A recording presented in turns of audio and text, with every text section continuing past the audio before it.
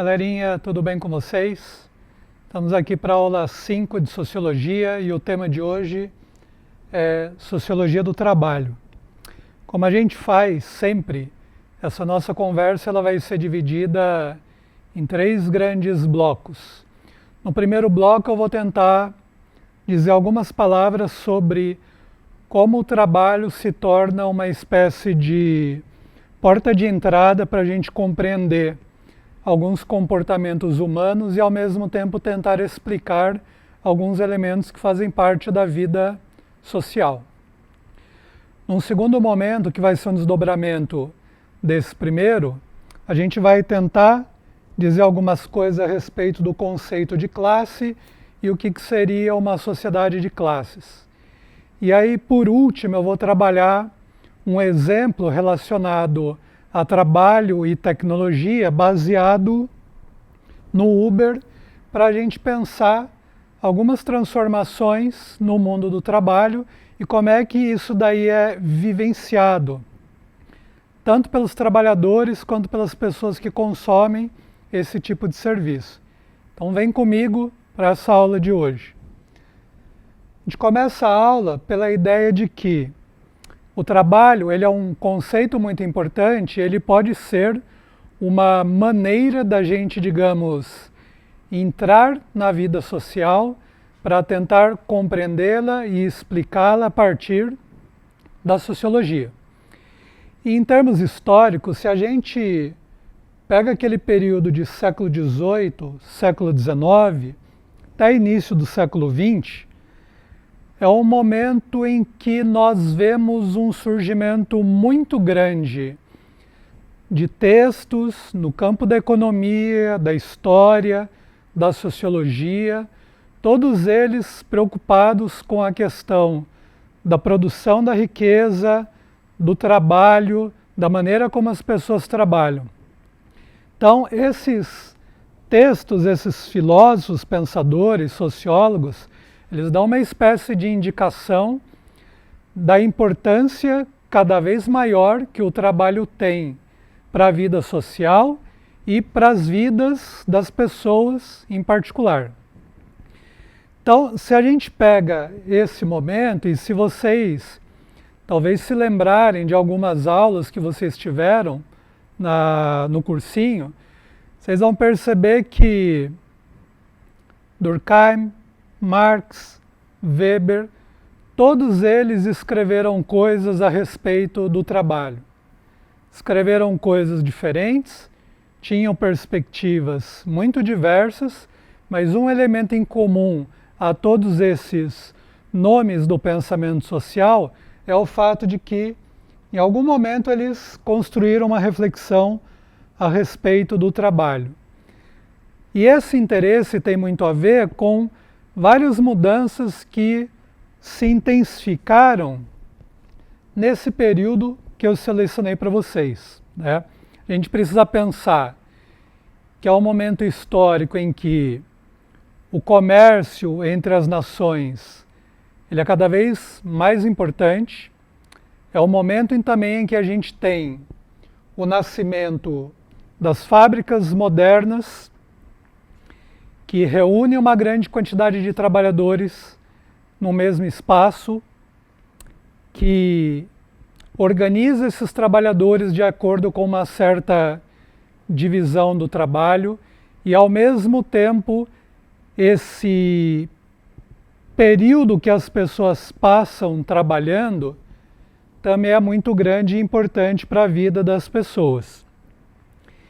Isso sem contar o fato de que a gente pode considerar uma ideia que aparece em alguns textos de Max Weber, segundo a qual tempo é dinheiro. Imaginar que tempo é dinheiro é um bom indicador para a gente perceber todo um clima cultural muito novo relacionado à maneira como os seres humanos produzem coisas importantes para a vida e, ao mesmo tempo, produzem a sua própria vida e produzem a vida da sociedade, né?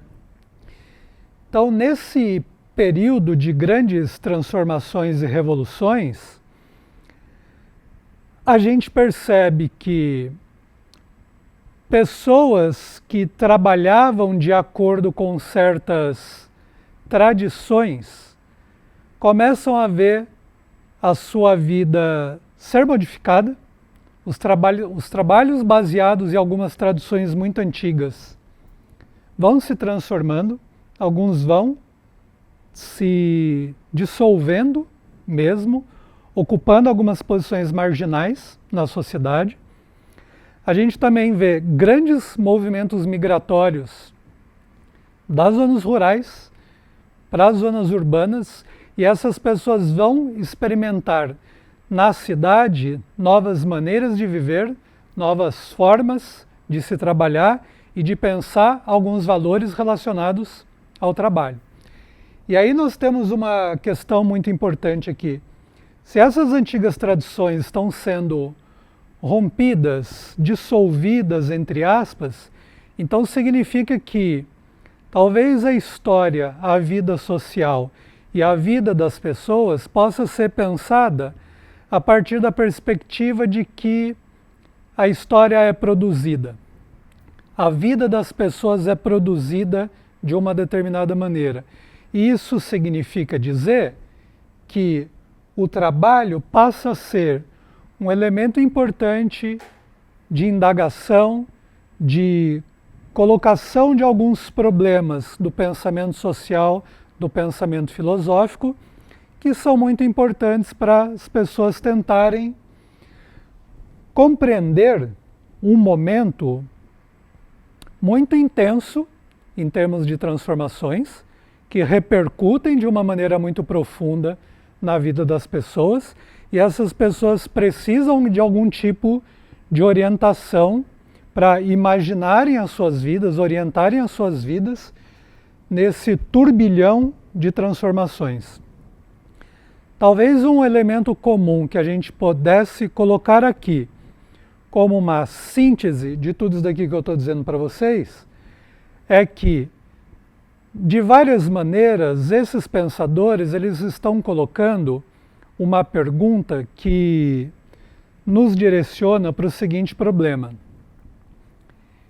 entender como os seres humanos produzem os bens necessários para a vida, ver aquilo que eles estão produzindo e como eles produzem suas próprias vidas e a vida social, é um tipo de pergunta muito interessante e que abre uma série de possibilidades de explicação e de compreensão a respeito da vida humana.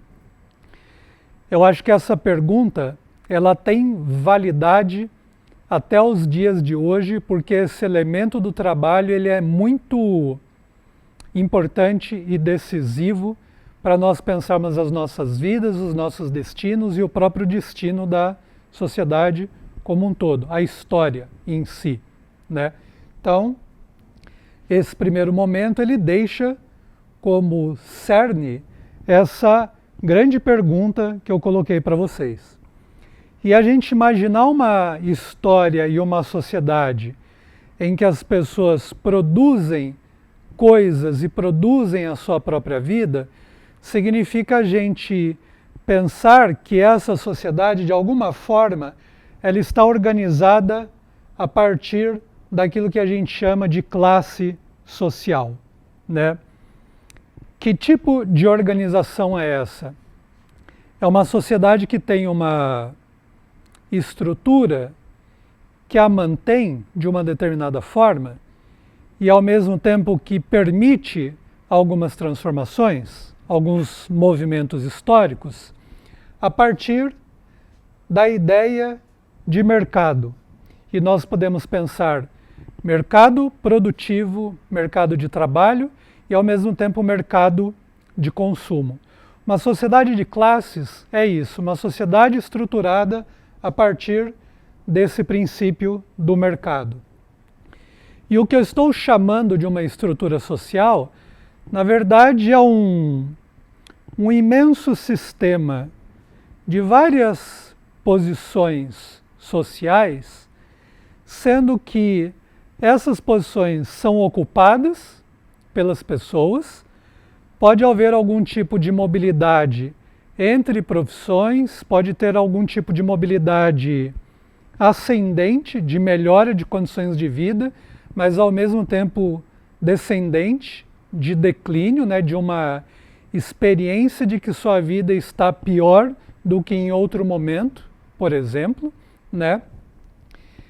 E cada uma dessas posições que nós ocupamos a partir dos nossos trabalhos, dos nossos empregos, elas nos oferecem algumas possibilidades econômicas que estão mais ou menos abertas dependendo do tipo de posição que você ocupa, né?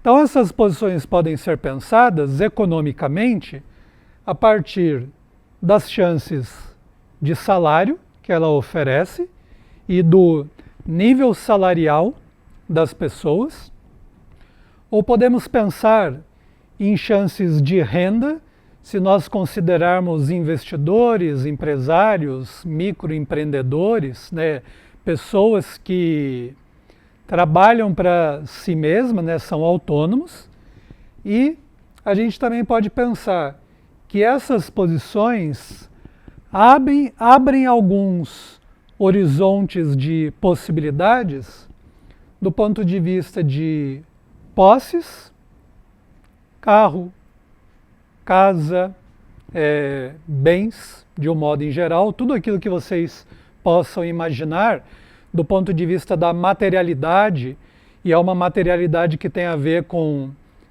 os níveis econômicos das pessoas, né?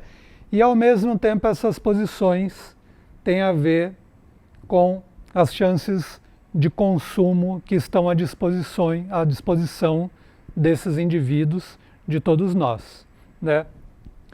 Então, a gente poderia pensar, o que é classe social? É um determinado grupo formado por pessoas que ocupam posições mais ou menos semelhantes nessa imensa estrutura de mercado e de produção, né? Mas não é apenas um grupo. A ideia de classe também parte do pressuposto de que classe é uma relação.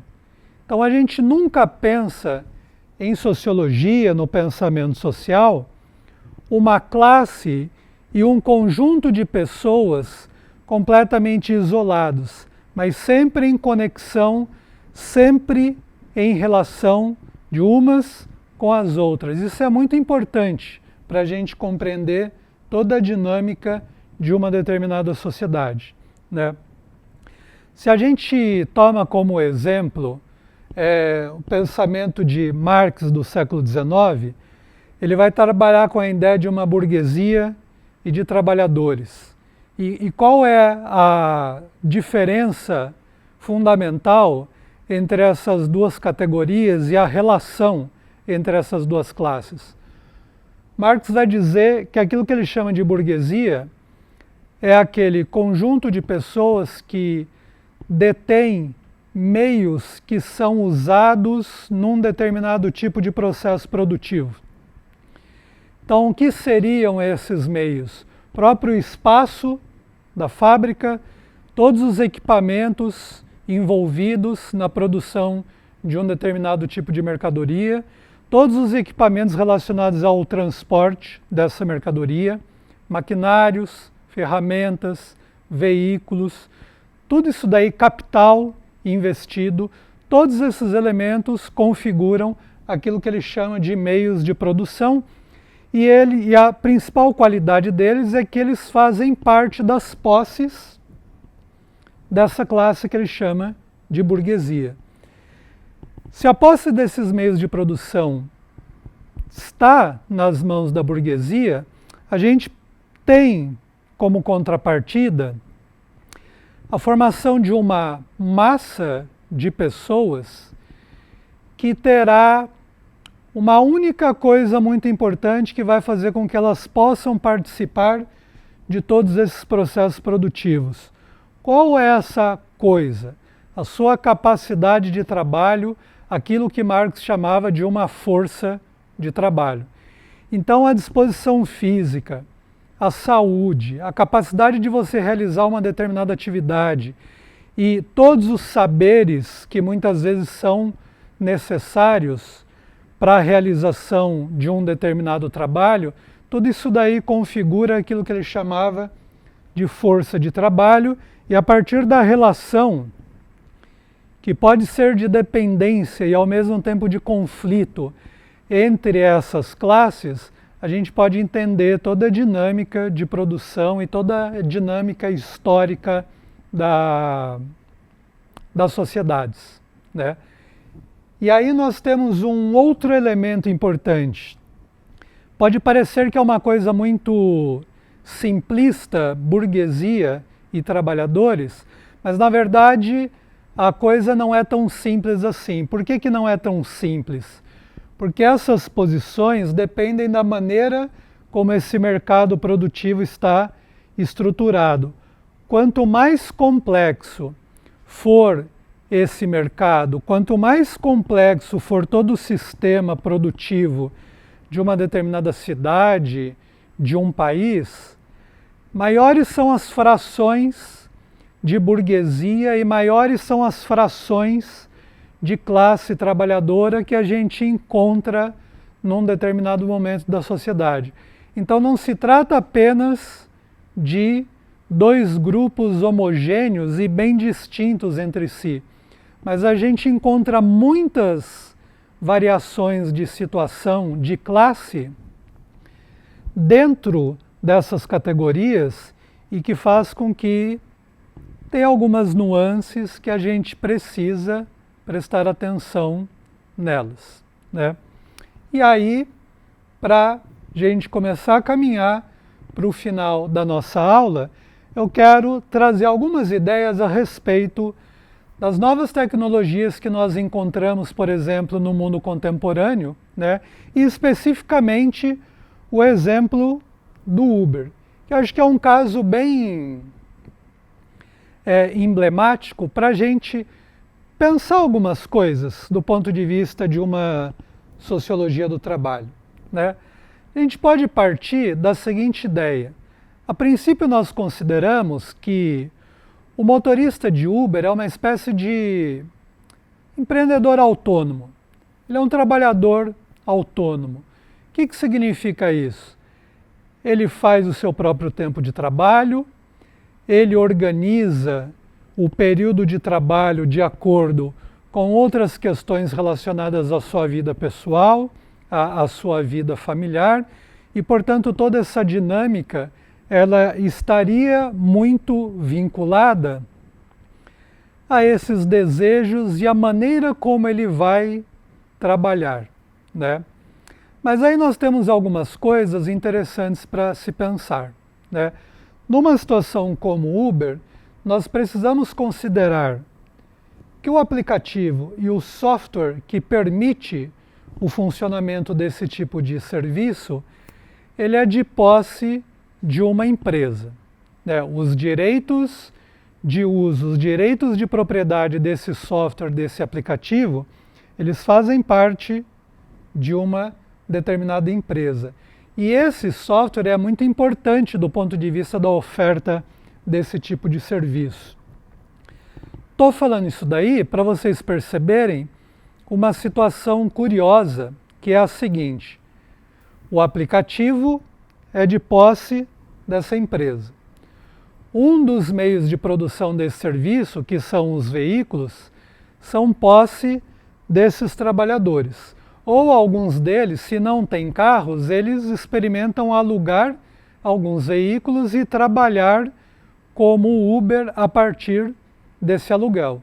Se você tem um carro próprio ou se você aluga, isso daí já é uma diferença muito importante do ponto de vista de posição no mercado e do ponto de vista da possibilidade de renda que esse trabalhador pode conquistar com essa atividade.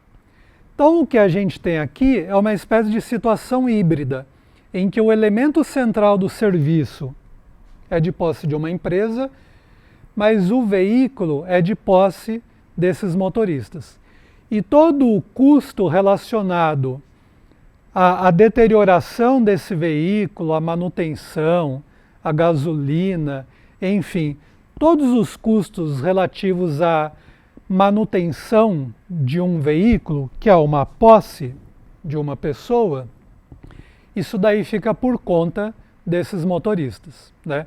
Então a gente precisa pensar que nessa condição meio híbrida, que é uma condição nova, né, a gente pode dizer que esse Uber não constitui uma classe trabalhadora do ponto de vista de emprego formal, de CLT, né, ele configura-se como autônomo, mas ele é um autônomo que está numa relação também de dependência de uma determinada empresa que tem a posse desse aplicativo, né? Então ele vai trabalhar durante um determinado tempo, imaginando toda a parcela de rendimento que vai para a empresa, todo aquele conjunto de rendimentos que ele precisa considerar para a manutenção do carro, para manter o carro em funcionamento, e ao mesmo tempo todos os gastos que ele tem com a sua própria vida. Ele precisa se alimentar, ele precisa estar com uma boa saúde, ele precisa dar conta de algumas questões relativas à casa, se ele tiver família, enfim, né? Tem todas essas questões que a vida nos coloca. E aí é interessante a gente imaginar que nessa nova situação, a partir dessas referências tecnológicas que nós temos nos dias de hoje, esse trabalhador ele experimenta esse tipo de atividade de uma maneira muito peculiar, que vai ser diferente, por exemplo, de um trabalhador de uma fábrica, como uma Embraer, uma GM, ou um funcionário de shopping, né? Enfim, essas situações que nós encontramos. E, ao mesmo tempo, nós, em algumas situações, podemos tentar ver que muitos desses motoristas, eles combinam aquela atividade como Uber com outras atividades que eles já têm. Já peguei um Uber que era técnico em enfermagem de um hospital, então ele trabalha no hospital durante um determinado momento e nos momentos de folga ele realiza algumas atividades como Uber. Eu já peguei um motorista de Uber que ele era funcionário de uma empresa de transporte, ele dirigia caminhões para uma determinada empresa, então saía de casa de manhãzinha, pegava algumas viagens como Uber até chegar na empresa, deixar o carro dele ali, pegar o caminhão, fazer aquilo que ele tem que fazer na sua jornada de trabalho do dia, depois ele volta, finaliza esse emprego, pega o seu carro, faz mais algumas viagens até o trajeto de casa. Então a gente encontra trabalhadores que se dedicam exclusivamente a esse tipo de atividade. Nós encontramos alguns outros que combinam essa atividade com outros trabalhos que eles já têm, né? E isso daí faz com que a gente pense que a experiência pessoal dessas pessoas com esse tipo de trabalho e a experiência pessoal, a maneira como elas pensam a si mesmas, o seu trabalho, o seu projeto de vida, ganham uma qualidade muito especial a partir dessas condições que nós encontramos numa outra maneira de pensar uma parcela desse mercado de trabalho, né? Então, os sonhos, as emoções, a forma como ela imagina o trabalho dentro do seu projeto de vida, as frustrações, as alegrias, vão ganhar uma qualidade muito peculiar, porque essa nova situação, de uma certa maneira, a gente pode dizer que configura uma nova classe social, né? Mas uma classe social também em que essas pessoas têm uma vivência muito particular dessa forma de trabalho. E muitas vezes uma vivência que é marcada pela ideia de que eles fazem parte de uma nova classe, mas ao mesmo tempo estão em disputas entre si, em concorrência, em função do tipo de serviço que está sendo oferecido e que é demandado por uma boa parte da sociedade, né? Assim, muitos de nós já tivemos uma experiência de ter pego Uber pelo menos uma vez na vida, né? É um tipo de trabalho que logo logo ele se disseminou muito, não só pela sociedade brasileira, mas no mundo como um todo, né? O Uber se espalha por vários países do mundo, né? E aí eu chego no final dessa nossa conversa, que é uma conversa de sociologia do trabalho, cuja ideia principal é o quê? Dependendo da maneira como as pessoas trabalham, dependendo da maneira como essas pessoas produzem a vida, nós podemos imaginar uma série de possibilidades de formas de conhecer essas pessoas e a sociedade na qual nós vivemos. Quando a gente relaciona a vida das pessoas a essas condições de trabalho, o que nós estamos fazendo é uma sociologia do trabalho. É uma tentativa de se explicar a vida, de um modo em geral, a partir do tema do trabalho, como um tema que tem uma certa importância do ponto de vista de compreensão da vida individual e da vida social. Se vocês tiverem alguma dúvida, vocês podem me procurar no CASD, ou vocês podem procurar os seus professores ou as suas professoras lá no cursinho. Obrigado pela conversa, até mais, valeu gente!